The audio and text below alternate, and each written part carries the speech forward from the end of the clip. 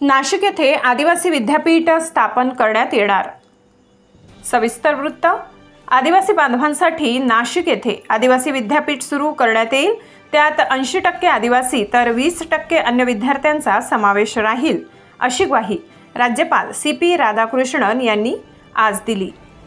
राज्यपाल राधाकृष्णन यांनी आज शासकीय विश्रामगृह येथे जिल्ह्यातील लोकप्रतिनिधींशी संवाद साधला, त्यावेळी ते बोलत होते।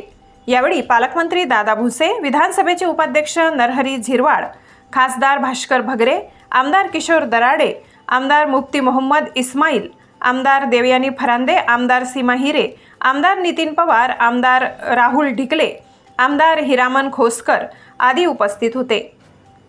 राज्यपाल म्हणाले की आदिवासी बांधवांसाठी शासनाच्या विविध योजना आहेत, त्या माध्यमातून विकास कामे सुरू आहेत। या भागातील सामाजिक विकासासाठी विद्यापीठ स्थापन करण्यात येईल।